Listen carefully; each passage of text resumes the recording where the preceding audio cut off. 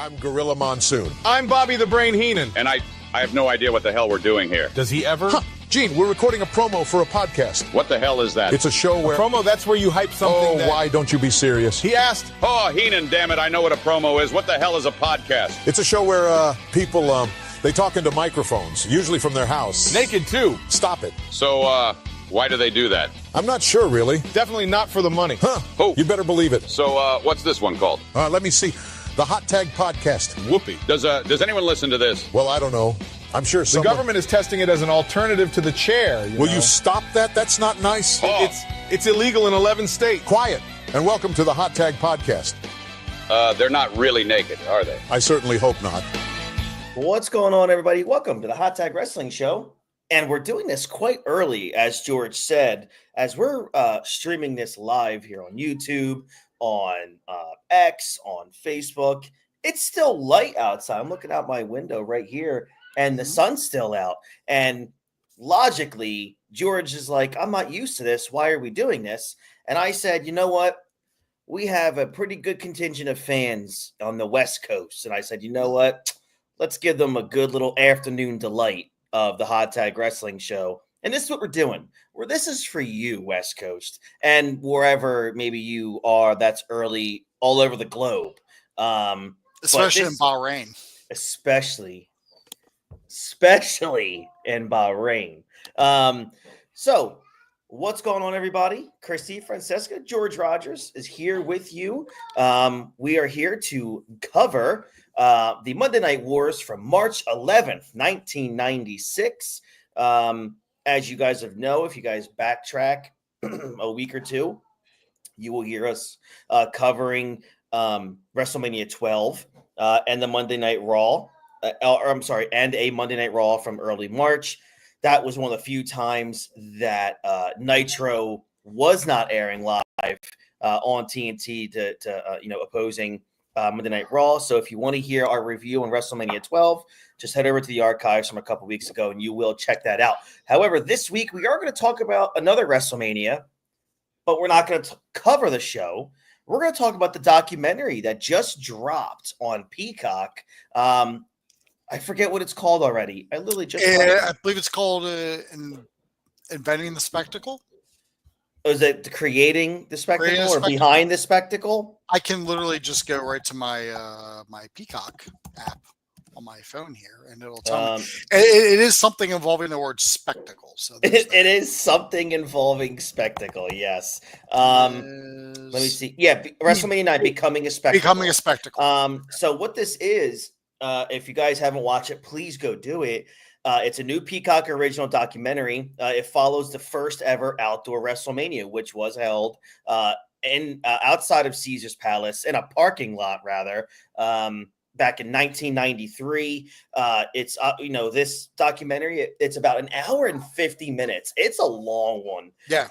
But it flies by, and it's so amazing. It features never before seen footage from the WWE archives. It gives you the full story on one of the most impactful WrestleManias in history. I mean, I learned a lot of things, actually, but one of the things I learned was this was basically the trendsetter, George, for having WrestleMania sets for the pay-per-views. This is the first time that they also decided to let the cameras kind of roam free at the background and catch the making of and the setup. And this is stuff that, we didn't even know that this existed. We didn't even know that there was this kind of footage. Because if you look at it now, and they always do the 24 documentaries for the more recent WrestleManias, because it's expected that there's there's cameras behind the scenes hours a day. Yeah, but you wouldn't have figured in 1993 that there's just dude rolling around with a video camera catching everything. Yeah, and it's even catching the wrestlers off guard. Mm-hmm. Like Taker was just, every time the camera was near him, he was just mean mugging him all the time. Like, what the fuck are you doing? Like, I'm in character, dude. I've got an image to protect. Like, you can fuck all the way off with that. Right. So yeah, it's an amazing documentary. I urge any wrestling fan, any casual wrestling fan, because if you're our age, you were probably a huge wrestling fan in 1993. But definitely go to Peacock if you have it and stream it and watch it. It's awesome. My wife and I watched it last night. I watched most of it when it debuted on the 11th, so it's only 2 days old, and then I finished it last night. So even my wife was really intrigued, asking me a ton of questions, which I always love because it's so much fun, providing as much useless knowledge that I have as possible. So one of the things that I did learn about, look, we've heard stories about the Hogan, the Hogan debacle of WrestleMania 9 for decades, literally decades. But to really kind of see it from a behind the scenes standpoint, WWE basically released this video to help you realize just how big a schmucks Vince and Hulk Hogan were in this era and how much it screwed over the entire show, WrestleMania, the lore of WrestleMania 9. You shot down the meteoric rise of Bret the Hitman Hart. And not just that. You heard Undertaker and Shawn Michaels even say on the documentary, you've been riding so gung-ho on this youth movement of the new generation, and then you just allow Hulk Hogan and Brutus the bleeping Barber Beefcake to roll up into your peak show of the year and basically, sabotage it in a way because, for some reason, all I know, George, is watching that documentary, it absolutely solidifies my just pure disdain for Hulk Hogan. And it just adds another layer to my disdain for Vince McMahon for allowing something like that and to be pushed over like he did to allow this to happen. What were the takeaways that you had from this? Everybody that they interviewed, or everyone who was available to be interviewed for this, with the exception of the fucking red and yellow dildo, as I called him in the text message to you. Yeah. There wasn't a single person that was like okay with what was going on with like Hogan getting in that main event spot. Like Taker, we know, like, and it's great Taker now because Taker's completely out of character because he doesn't have to do it anymore. Right. So like now that he is completely unfiltered, we're hearing just how much Taker hates Hogan. Mm-hmm. Like he's not outwardly coming out, but here's what, like, he hasn't said a single positive thing about Hogan since he's been doing his podcast and showing up in documentaries. Brett looking at that picture of him and Vince and Hogan in the shot, and he goes, "Look at this picture. I can feel the knife in my back." Yeah. Like, and like Lex. And by the way, I absolutely loved seeing Lex's face. Me too. Just every time they interviewed him, the dude, he looks so happy that he's finally included in these things, and he's got a whole new lease. Yeah. And like you can't help but root for Lex Luger at this point. Absolutely, man. And it's absolutely. And why he's starting looking at stuff, and he's looking at the concept art sketches that they had for the Narcissist, and he's like, man, like I haven't seen these in like 30 years. Like, I know. He's like, I can't believe you guys like have all of this. Like he's blown away. Yeah, it was really cool to see that. And like Scotty Steiner, like Rick Steiner, like what the hell's going on? Like the only like not really negative thing I heard was when they talked to Charles Wright, who's Papa Shango, Godfather, Mustafa. He goes, it's a messed up situation, but like business is business. Like he knows it's fucked up, but he's like, that's just, but he, in his defense, he's like, unfortunately, that's how the business worked with him. Because like, he knows it was just business at the end of the day. I mean, but he's on the pre-show or the dark match, so he got to wrestle in front of in his hometown. Yeah, absolutely. In front of his friends who got to see him, perform on the grandest stage. And I mean, like the big takeaway, and like the biggest takeaway I got from it, and I sent you this text, was that when Hogan explained why he had the black eye, and everybody backstage is like, "Oh, like he definitely got fucking popped. Like somebody hit him." It's thought that it was Macho, and maybe it was, maybe it wasn't. Scotty Steiner says that Mach told him it was him. And I mean, Mach really has no reason to lie about it. concerned how much he hates Hogan, but Hogan was telling the story. Oh, I'm on the jet ski and I had my finger on the button and I didn't realize it. And I hit a swell and it shot me like 15 feet in the air, or some fucking bullshit. And like he hit the water to brace himself, but then like the jet ski kept coming at him, going at like 70 miles an hour. And it just like hit him in the head and like, oh, like, you know, I like broke a bone. It was all like it was all messed. Like, let me be clear with people. First of all, like 70 miles an hour jet ski, taking your fucking head off. Yeah, I don't care if you're Hogan or not. I just want to be clear with everyone. I've been on jet skis many times, and they are incredibly fast. Yeah. If a jet ski, my friends, hits you in the face at 70 miles per hour, whether you're bracing for it or not, you have a really small chance of surviving, let alone showing up to WrestleMania 2 days later. Yeah. Just saying.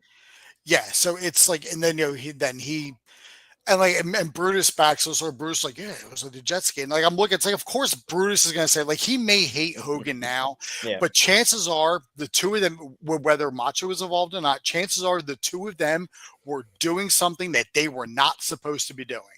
I'm sure. Probably illegal because Brutus is going to try and cover his ass because he knows he's got nothing now. Well, Brutus is the professional weed carrier for so it's for Hogan. Chances are, Mr. Vitamins and saying your prayers was probably doing a little bump of the coke. Yep. Out in the jet ski, or just fucking around someplace he shouldn't be fucking around and got popped in the fucking eye. Yep. Whether it was Macho Man or whether it was anybody. But what he has is, or like his injury, that is more. If there's a jet ski, why wasn't like his whole side of his face? Exactly. It was just the eye, like just stitches. It's like, get the fuck out of here. And then I told you, I'm like, as he's telling the story, I'm like, this is exactly like what he's describing is the opening scene of his guest spot on Baywatch. Him and Macho were fucking around on jet skis. Yep. Hogan like got thrown off the jet ski and the jet ski hit him in the head and like knocked him out in the ocean. All right. So he had to be carted in by like 6 female lifeguards because that was in the script. But he's telling that, I'm like, that's exactly like your Baywatch episode that's going to air in 3 years. So it's inspiration. So whether or not that, because what we're hearing in the documentary isn't the stuff that was said in 93. It's what's being said now in 2025. Right. So there may have been a jet ski accident, but what he's describing is exactly what happened on Baywatch. Yeah. Like on his episode. And if anybody thinks I'm lying, it was season 6, episode 15 called Bash at the Beach. All you got to watch is the first 10 minutes. And what happens to Hogan is what he describes in this documentary as what happened to his face. But thing is, that jet ski was not going at 70 miles an hour. When it hit him, it was stopped. Correct. Or it wasn't stopped. It was basically just being carted along like with the water. Yeah, it was in neutral. Yeah. It was just gliding. So it's just like more of the, and then like when Hogan's looking at the video of Scott Steiner saying, he's like, oh, like Randy said he hit him. He's like, oh, that's interesting. He's like, oh, if that's what you want to go with. It's like, really? Are you the guy who said you turned down Metallica and you're going to say somebody else is lying? Like, fuck you, dude. Like, we know Hogan at this point. Oh, and we know, just like when we talk about Uncle Dave Meltzer, grain of sand or like a grain of salt, like the biggest grain of salt. Because with Hogan, you don't know what's truth and you don't know what he's making up. Mm-hmm. And that's the thing. And then even when he goes, because he wasn't going to be cleared for the match by any physician, probably because they knew if anything, he'd probably have a goddamn concussion. It wouldn't be able to. For sure, yeah. If that was even what I mean, being by the look on his face, it's like, there's something definitely probably internally fucked up. Yeah. Is that he told the doctor who's going to we got the story that like Randy or that Randy Savage like punched me and it's going to be like a whole thing. Mm-hmm. But then when you watch the show and they even showed this, like IRS and Ted DiBiase were being interviewed pre-match and they're like, oh yeah, Lex, that's what money can buy. It's like, all right. So did Savage punch you or did Ted DiBiase pay a thug to jump you? What story are you going with, jerk off? Right. Like, stick to one and just go with it. But I mean, like seeing like the wrestlers that they could interview, like Kishi and Sean, and I'm like, they were just kind of so happy. Like anything not involving Hogan, they were just thrilled to talk about. Right. You know, it was a big step for them. This was like the big show for the new generation to kind of see what they can do. And looking at it, it's like, and Hogan and Brutus do not fit in with this crowd at all. No. It's a totally different like style of wrestling, because it's like, yeah, people cheer for Hogan, and then he was even saying like, oh, like Vince didn't think that my brand was worth much anymore. So it's like, yeah, watching these Nitros, Vince is 100% accurate. Your brand didn't really carry much. Doesn't really carry much anymore. You're getting more boos than you ever were. Yeah, and it's evident 2 years after this when we're watching Nitro, something's fucked up. For sure. And, you know, the last takeaway that I have from this before we get to the reason we're here tonight is as time continues to move on here, George, as we get further and further removed from like the you know, Bret Hart's career, and we get more and more real, truthful explanations on why certain things happened, who it happened to, why it happened, when, man, you gotta really honestly feel for Bret Hart. I mean, this dude has had a really rough go in the wrestling industry. I mean, he's been, no pun in, I mean, actually, true pun intended, he's been screwed over so many times. He, you know, almost every last bit of his family has passed on, some, you know, much earlier than they should have. His career gets ended by a green joke hack of a wrestler. The dude has a stroke in the early 2000s, which completely altered, you know, his well-being for the rest of his life. Dang, man, you just feel so bad for him when you watch this documentary, because you just can see it. You know, I mean, we know it now that wrestling has been his entire life. It's, you know, his one true love. And man, to have the rug swept completely under your feet the day of this, you know, the big show where you're supposed to be the man in the main event, you're carrying the new generation on your back into a WrestleMania, the first WrestleMania without Hulk Hogan. And then just to completely just get everything taken from you, dude, I felt so bad for Bret. And I think you said it best when you sent me the voice message earlier of like, it's like, yeah, Bret's like bitter, but at this point, I mean, the dude's 100% justified in being bitter. I think so too. I mean, I admit I would be the same way. I mean, absolutely. I mean, you know, I spent 20 years at Staples. I'm still fucking bitter over a lot of the shit that I had to deal with, because like when you're dealing with that and when it's your career, it's part of that is traumatizing, because and he even said that, he goes, you know, that when he saw it, he goes, it made him feel like that everything he did just wasn't good enough. Yeah. And God knows, like anyone who's like worked in any sort of industry, like, you know how that feels, you know, if you're, you know, you get a demotion or you're being forced to work somewhere else because, you know, they want to put somebody else in your spot. It's completely justified bitterness at this point. The man has been forced to eat shit for a most long of his time, career. man. Yeah. And Montreal Screwjob aside, but I mean, because he had multiple chances to drop that belt. But as you said, like, you know, it's like, oh, you don't want to drop it to Shawn, fine. Well, who do you want to drop? Drop it to The Undertaker. Do it to anyone, but not in Bahrain. Right, not there. But I mean, yeah, where he had chances to drop the belt, but it's like, well, he didn't want to drop it to Shawn, so they could have put anybody else in that spot. Don't tell me you didn't have any other main eventers in 1997. Exactly, 100% did. Yeah, you had Taker, who was proven. Like Sid was still there. You could have took a chance and put it on fucking Owen. Yeah, you could. I know. Welcome to the show. Don't worry, Paul. Thanks for joining us. I'll ping you. But yeah, that's what I look at. Look, and I was very clear in my voice message to you that, look, the screw job, what we got out that spawned out of the screw job is amazing. It changed wrestling as we know it. We got Austin versus McMahon. We had that whole just rocket ship into the Attitude Era. But still, I look back at the human being of Bret Hart, and I'm like, this is a dude that's carried the WWF flag since 1984 here. Has wrestled probably over 300 days a year every year. And, he did the favor for Shawn at WrestleMania 12. And we get to hear of October of 97. If he doesn't want to drop the title to Shawn, it's a wrestling company. You're Vince McMahon. Have him drop the title to The Undertaker or any baby face of that time that's not Shawn. And then at the Royal Rumble, Shawn can just win it. Who cares? Who cares? Like, just let him drop the title to some babyface, and he rides off to WCW.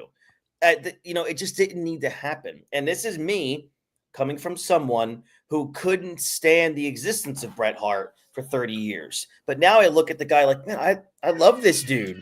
I think a lot of times now, if we go back and we listen to his shoot interviews, we could probably connect the dots and be like, man, a lot of this is probably accurate. Yeah. He's not BSing. I mean, from 94, no, we'll say from mid 93, because he did win the King of the Ring in 1993. Yes. Yeah. From King of the Ring 1993, right up until when he left at Survivor Series in 97. I mean, Bret was the guy. He was. You were getting at bare minimum, you were getting a 3-star match out of this guy, no matter who he was with, because Bret could wrestle a broom and make it look like a clinic. Agreed. It didn't really matter. And then, he gets the rug swept out from under him in 97. I mean, there's fault on both sides on that. Of course. Across the board. Although with that being said, the last thing I need is another fucking documentary on the Mount Charles Screwjob. Yeah, it's been done to death. Like, I'm over it. Yeah, it's like the birth of the NWO. It's like you're not going to unveil any new information that has already been leaked out. And then he goes to WCW, where he's basically just treated like shit. I know. The entire time he's there, and the dots are there. He goes WCW, and who's the top guy in WCW when he gets over there? The fucking Hulkster. So it's like this dude has been his entire WCW run, he was forced to eat shit. Yeah, I know. So of course especially when they get him on those WCW documentaries, he unloads. And and it's not even Bret being bitter. He's just pissed at how that company was run. Yes. You talk about politics. That's all that was in WCW, was fucking politics. And it obviously hurt him in the end. But there's no reason why Bret couldn't have gone over WCW and been the number one guy. Agreed. Hands down agree with you. But who was on top in WCW? Exactly. Yeah. And Bret had some great matches. I mean, he had some killer matches with Sting. Chris Benoit. Oh, my God. Like, he was having these great fucking matches, but brother's got a brother. Yep. He had a clinic with Booker T, if you could find that on Nitro. At the end of the day, please go watch this documentary. It's called WrestleMania 9, Becoming the Spectacle. It's on Peacock now.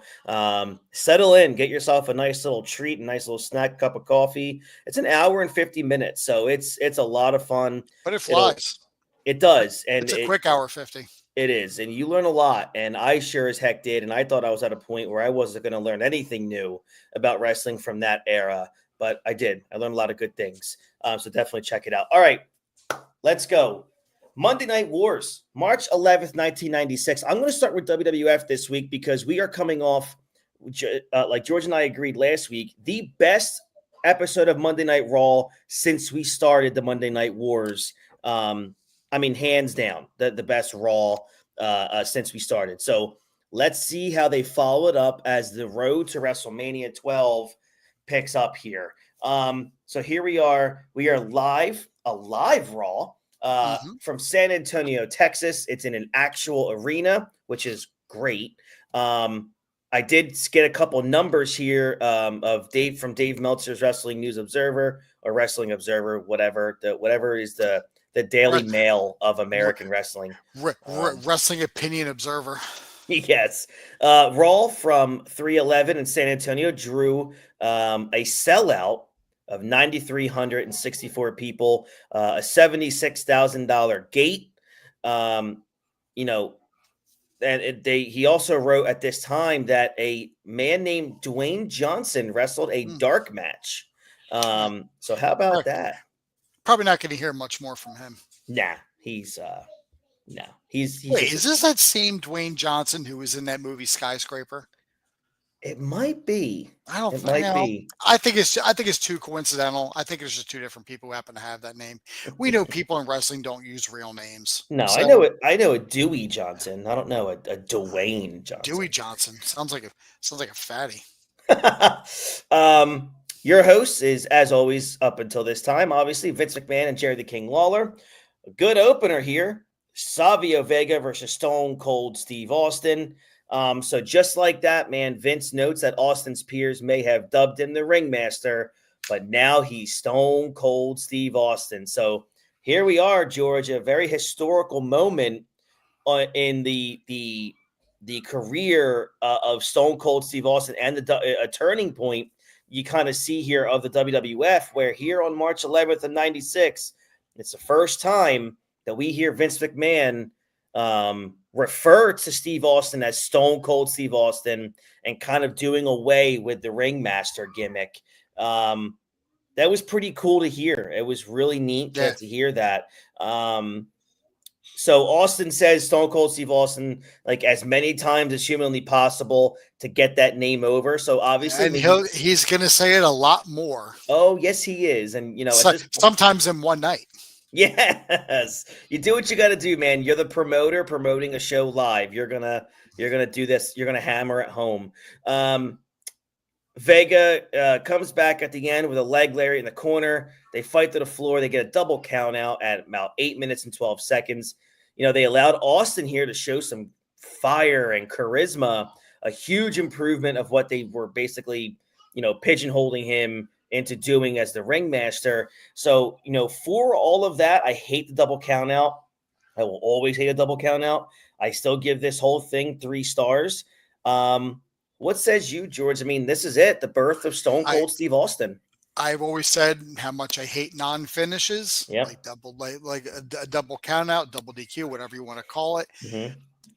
But it wasn't like it was double count out and then they were like, shit, and then walked away. Like they kept going. It's like, all right, there's something here. And we know because we've already covered it in WrestleMania 12, like they're going to have a rematch.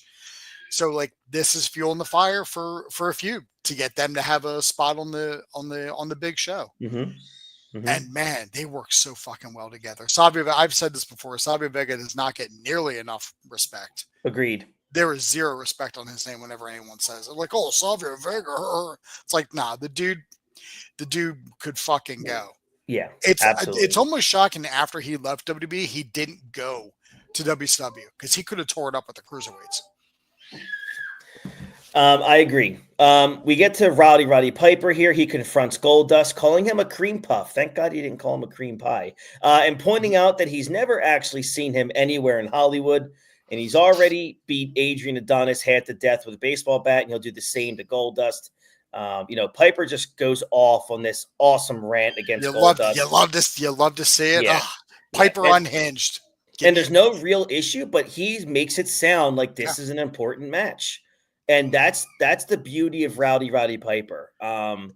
So I really enjoyed this promo. This is Piper making the classic chicken salad out of chicken crap. So good. I mean, it was a thrown together feud that kind of naturally gained attention. Yeah. And like a bit of a following because Goldust was basically attacking Piper's Hollywood career.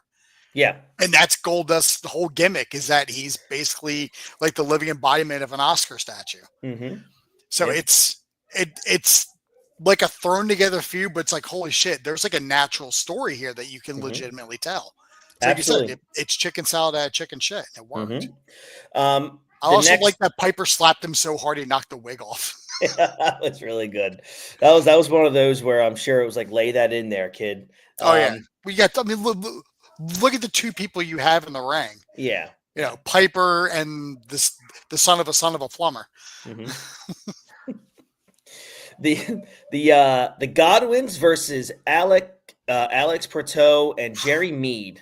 Man, boy, why wasn't this for the titles? Look, why is this on live television? Why am I not paying money for this? Yeah, man, whatever. Meanwhile, Shawn Michaels introduces us to Jose Lothario. For those who don't know, Jose Lothario was Shawn Michaels' trainer back in the early 80s when Shawn was, 18, 19 years old. This was like the wrestling equivalent of like Cousin Oliver on the Brady Bunch. Like, like what's going on here? That's a perfect analogy. Thank you very much. It's so good.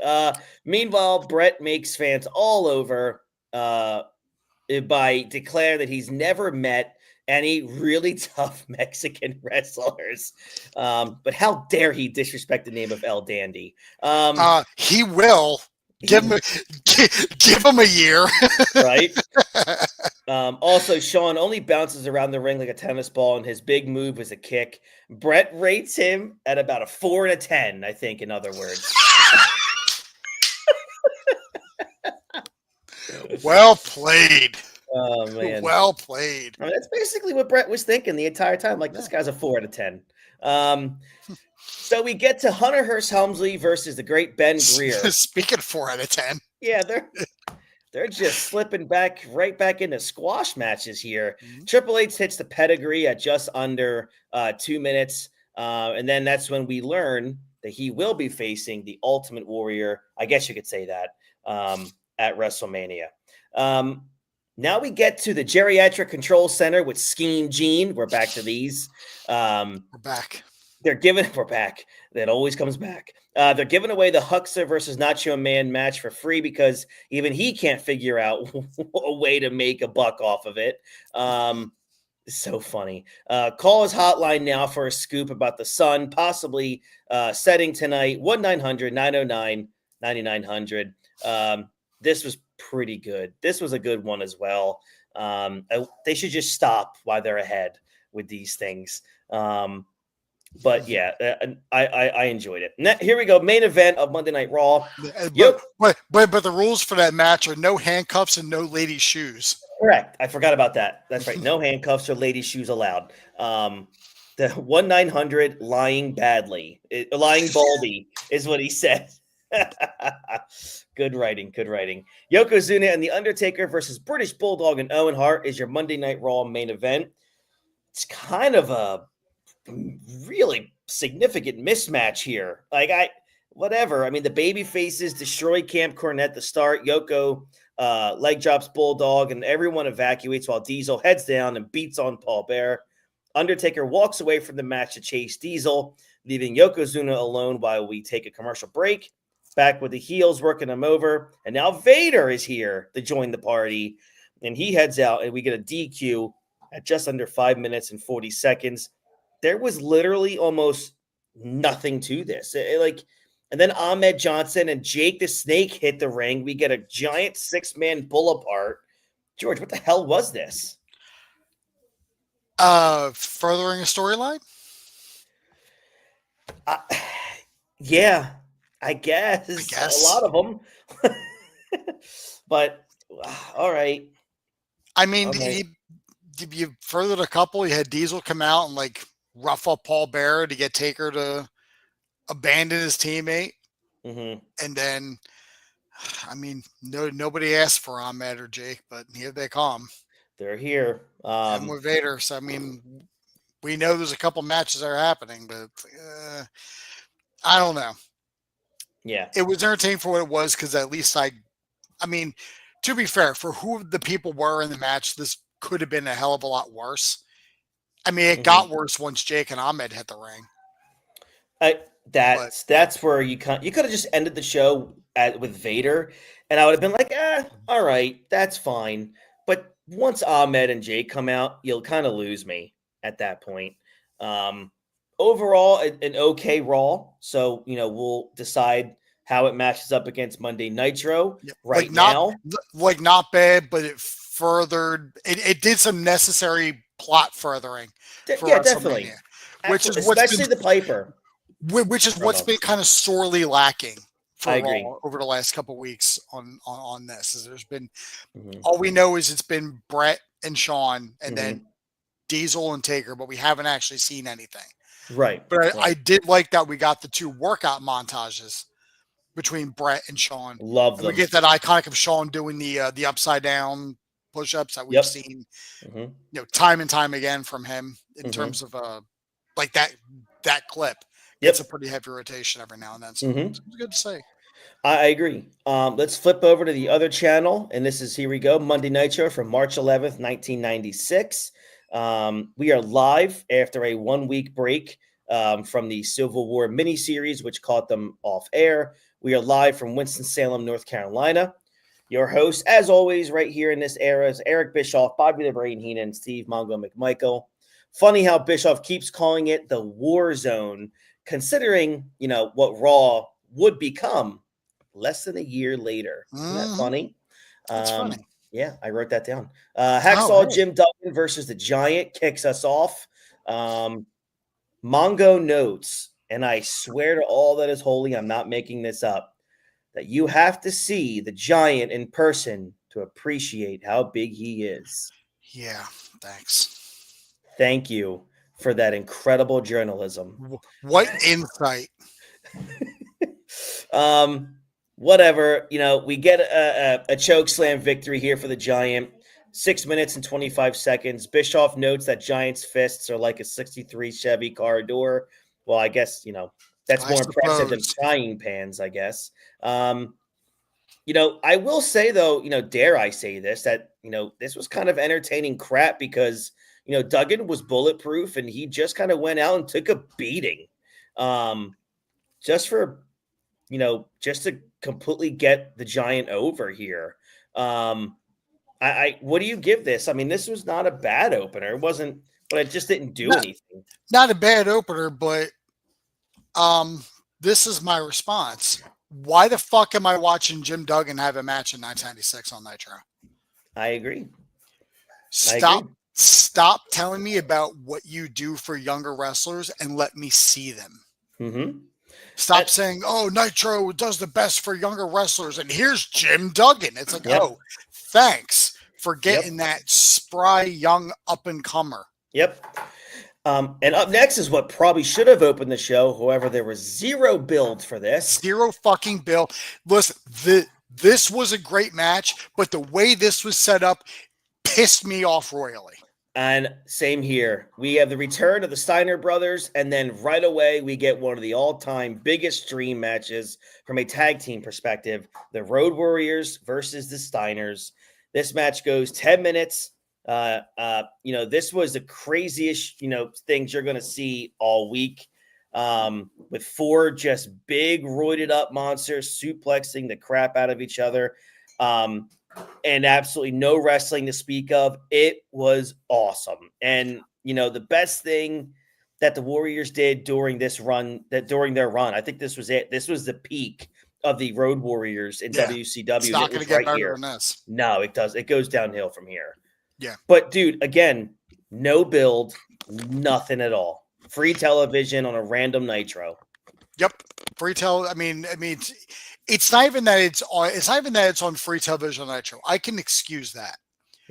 But as the match is starting, and then we hear like the revving of the Harleys for the Steiners, and they're like, "Oh, this is supposed to be the Nasty Boys. Oh, it's the Steiners, and they're going to take on the Road Warriors." It's like, first of all, right? If somebody took out the Nasty Boys backstage, why don't we just get the Road Warriors first? And then while they're expecting the Nasty Boys, then the Steiners come out. Like, it's like, why was it not done that way? That way would have made a little more sense. You get a little more intro. You get the fans behind because they're, oh shit, there's a match I wasn't expecting. I was expecting the Nasty Boys. Because if you're in the crowd, you don't hear what the announcers are saying. You don't hear what Bischoff and Mongo, thankfully, for many reasons. Right. But you're not hearing what they're saying. So we have the benefit of watching on TV. We know because Bischoff was like, "Oh, this is supposed to be the Nasty Boys. What is going on here?" We know that, but if you're in the crowd, you're like, "Oh, hey, it's the Steiner brothers." Exactly. Like Yep. there is no element of surprise because the people in the crowd are not expecting the Nasty Boys because you don't know the card going into it. Right. Like, right. you and I have been to enough live shows. They don't just hand you a piece of paper and tell you what the fuck the lineup is. No, they don't. You don't get that. It's not how it works. Like, you got to build some sort of element of surprise. But yeah, the Steiners did get a pop, but that pop would have been massive if the Road Warriors would have came out first and then the Steiners. I mean, or if you would have given it at least a week or two promotion. Like, that's all you would need, right? Just give me a week or two of promoting, and this could have been massive. Yeah. But I'll tell you what else I would have done, and I don't want to spoil the rest of the fucking show for anybody. But, it's okay. I mean, it's 29 years ago. You'll live. Yeah. We know that the Road Warriors is scheduled to have Street Fight at Uncensored. Now, what would have been good is instead of them having to face Luger and Sting, then the Steiners come out and you get this match, the Chicago Street Fight on pay TV. It's like, oh shit, like it's the Steiners. Like, we're not facing Luger and Sting. But they're facing Luger and Sting because Luger and Sting are the champions. So obviously, as we were told on the previous Nitro that we saw, this was going to be a match for the tag titles. Yeah. And then it fucking wasn't. I know. Oh, hey, look, it gets kind of better. Next match, World TV title, Lex Luger versus Alex Reich. So Luger now is the TV champion after he just recently beat Johnny B. Bad on WCW Saturday Night. And Bischoff, for those of you who want to listen to it, goes hardcore burying Mark Merrow, who's on his way out of the promotion. That was one, ugly split. Dude, I mean, he had some deep-rooted hatred for Mark Merrow here. With all the energy of somebody who found out that their significant other was cheating on them. Yeah, this was with all something. With all that energy. Yep. And this is another thing that's confusing and pissing me off 30 years later. Why did they put the TV title on Luger? No idea. He's already got a fucking belt. Why don't you put it back on Diamond Dallas Page? Because that would make sense. And this is the whole thing. Like, Page ate nothing but shit from like 95 to 96. The dude was losing every fucking match we saw him on TV. He lost Kimberly, he lost like the money, he lost the TV title, and then then Johnny B. Bad, they have him drop the TV title to Lex Luger on his way out. Why? Why don't you drop it back on DDP? Give it back to DDP. So then there's like something that he has or something that you can build up to for the upcoming fucking Booty Man Diamond Dallas Page match that's going to happen at Uncensored that nobody asked for. Or anybody. You could have put it on fucking Eddie Guerrero, Chris Benoit. Yeah, especially at this time. I mean, the fans loved Eddie. Yeah, we haven't seen Eddie on TV in fucking weeks. Right. No, we haven't. And this was even a good fucking match. That's the disappointing part about it. Luger phoned this the fuck in. Yep. And he did that a lot when he had different opponents. The weakest looking stun gun I've ever seen. Yeah. Not even the torture rack. Alex Wright weighs 180 pounds. You can't put him up in the fucking torture rack? Give the fans a thrill, you son of a bitch. Guess not. And I mean, I'm mad now, but it's not Luger I'm mad at. It's the fucking booking. Luger is dealing with what he's dealing with.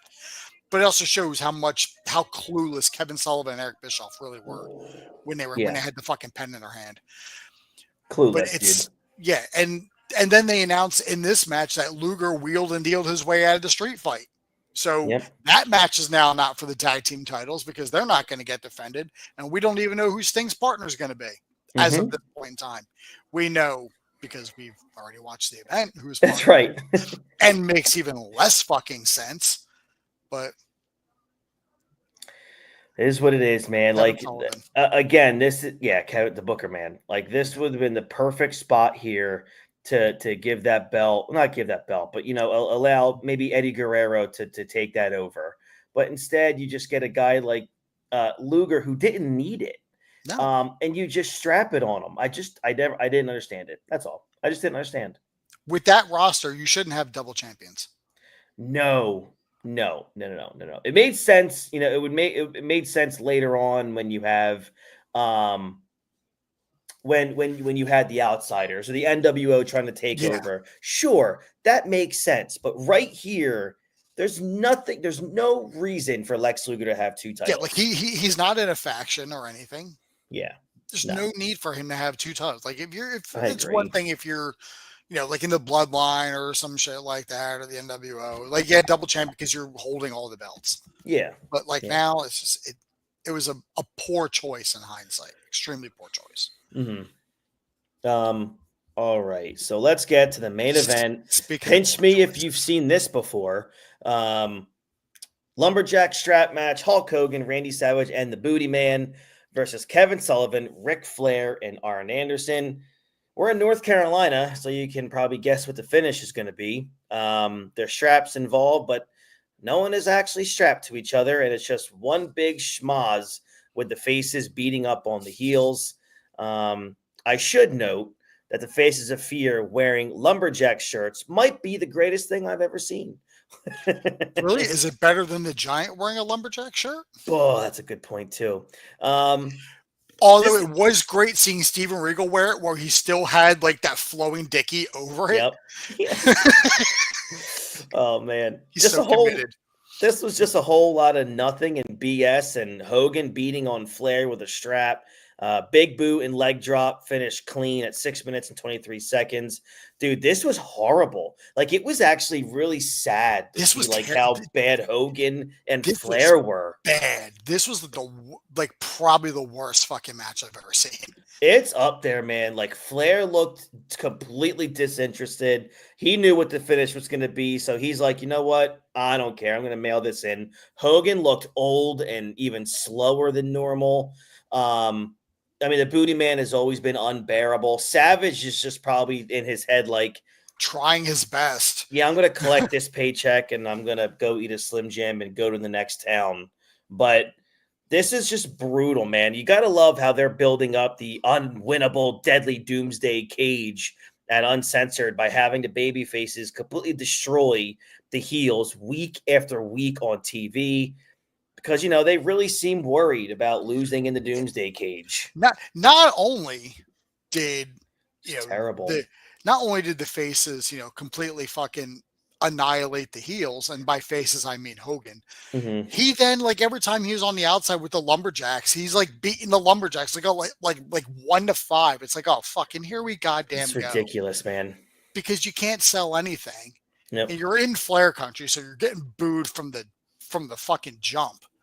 Yeah, it's this whole match. It's nauseating, man. So fucking frustrating and annoying. It was, yeah. Just seeing Hogan in this era, I just can't get to the NWO fast enough because this Hogan, it just makes me. I just want to keep punching myself in the nuts while I'm watching this, and it's just ridiculous, Because as usual with this show, it was a really great undercard.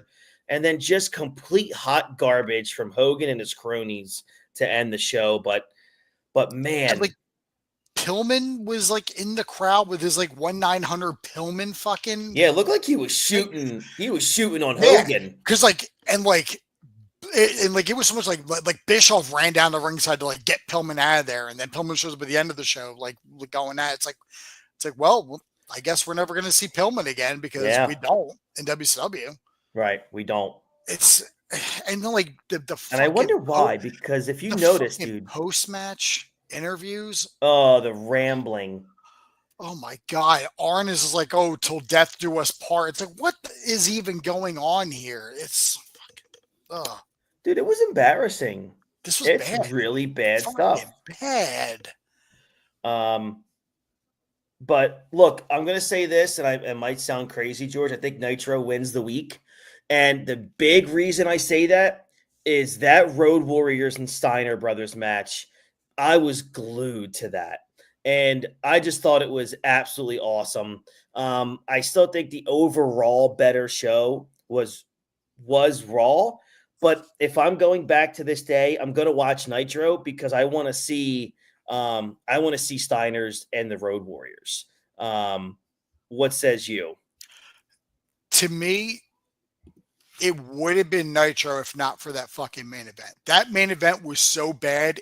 It kills it. It was so bad, I forgot about everything else that happened on the show. Like, when it's that bad and it overpowers everything else, it's like, this is a fucking forgettable show for me.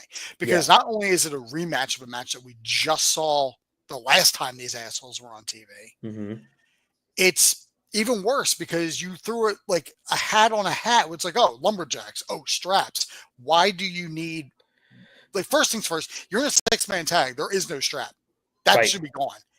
Tag, there shouldn't be a lumberjack in a tag match anyway, because you always have 4 people on the apron anyway. Let's say lumberjacks can't pull them down and start beating the shit out of them. Agreed. It doesn't make any sense. Like, this whole concept didn't make any sense. You want to up the ante, then put all 6 of them in a steel cage and make it a tornado tag. Agreed. That's what you do. Or that's what you could do.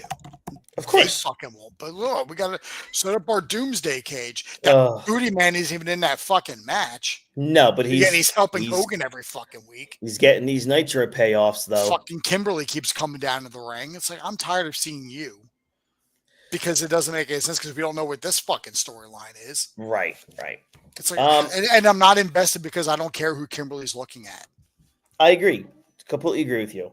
All right, so we get both end of the shows here. Nitro wins the week with a 3.2 to Raw's 2.9. Nitro would actually go on a little bit of a run for the next couple weeks before Raw makes a little bit of a strong comeback in mid-April.